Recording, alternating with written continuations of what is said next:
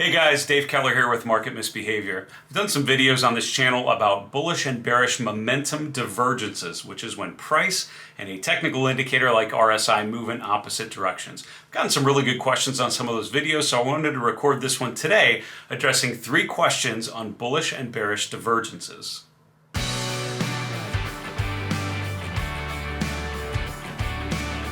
So when you have a technical indicator like RSI, which is a measure of price momentum, a common technique is to look at when price and the momentum indicator are doing something different. Often and usually they confirm one another. So if they're both going higher, or if one price is going higher, the indicator tends to be sloping higher, and a downtrend to get the opposite. But a divergence is when they disagree. So price goes higher on lower momentum, or price goes lower on higher momentum. And it can tell you a lot of times, give you an early warning of sorts about a market reversal. Gotten some really good questions on my recent videos that I want to answer here in a moment. But first, if you like this thinking about investor decision making and behavior using technical analysis, if that's of interest, I hope you'll subscribe to my channel. Also, give the video a like if you appreciate it. We'd very much appreciate that back. Finally, put a comment below the video. Do you agree with the S&P 500 and the bullish momentum divergence here? Why or why not? Let me know in the comments. Let's get to the charts. All right, so again, this is a little different because I'm going to address 3 questions I've gotten, but here's the first one. Thanks, Dave. Another excellent video. The divergences are a great way to spot directional changes. The problem is price can keep moving in the same direction for quite a while before the change. This can call me to be too early, like Michael Burry in The Big Short. Not a good feeling. So here we're looking at a chart of the S&P 500 showing its most recent bullish momentum divergence. You have the price going lower, lower lows there. The RSI is sloping higher with higher lows there. And that's a classic bullish momentum divergence that we're seeing right now. His comment is, a lot of times the price can keep going in that same direction. And you'll certainly see that with stocks that have been in extended runs. You will get bearish divergence in an uptrend, and the price will just continue higher. You saw that in April and May of last year for the S&P 500. Or you get the bullish divergence, and it continues to go lower. So how do you fight that? So 2 things. Number one, when do you actually pull the trigger on a pattern like this? And that's sort of up to you. That depends on how aggressive or how conservative of a trader, of an investor you are.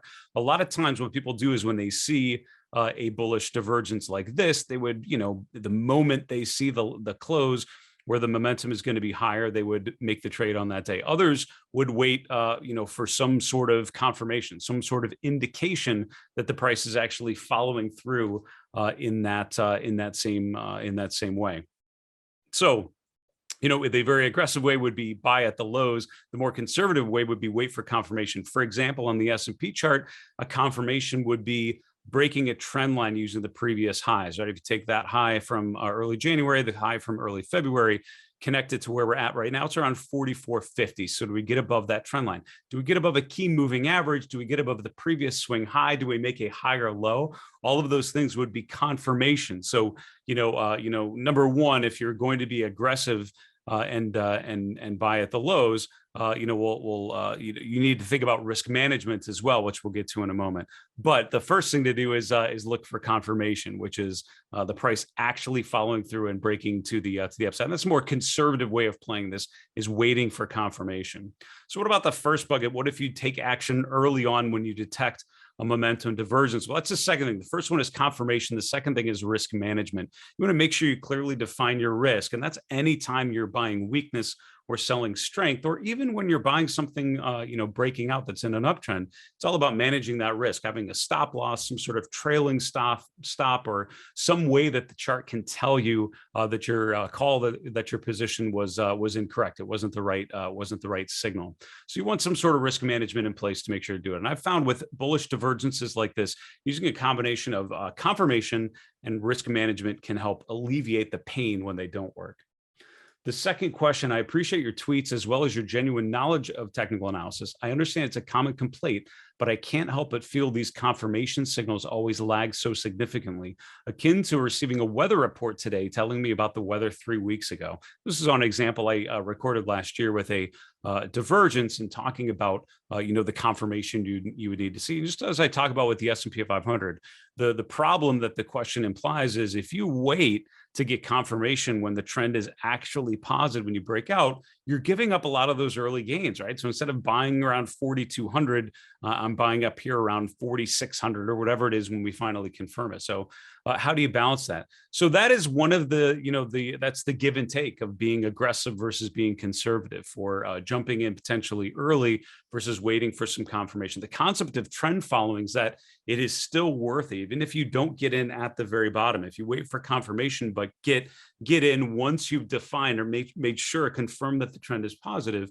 you're going to minimize the fact that you lose. And that's the challenge when you buy something in a downtrend, is that the potential is the price continues to go lower, and you get exit out of the position. So the essence of trend following is waiting for confirmation, for not buying a chart heading lower, but it's buying a chart that's heading higher, buying strength, and with the goal of selling it even higher. It's an approach that has been shown to work. And if you Google the momentum factor or relative strength or something like that, you'll find studies and reports that back up that idea of price momentum.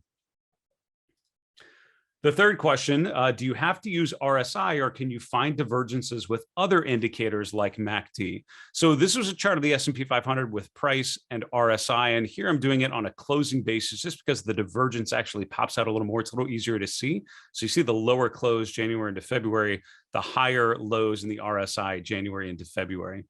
This next chart, though, I'm looking at RSI, which is that same indicator here. So it's price and then RSI, and then I have two other technical indicators. This is the MACD indicator, and PPO is another one that's very similar. And then here are the slowed stochastics, which is sort of they're all related in different ways, just the way that you calculate these three different indicators. So as you can see, we were talking about the bullish momentum divergence using RSI here, but you can also see a similar divergence with MACD or with the PPO, and also with the slowed stochastics at the bottom. So the short answer is no, you don't have to use RSI. You can use actually many other indicators, and they often will show divergences.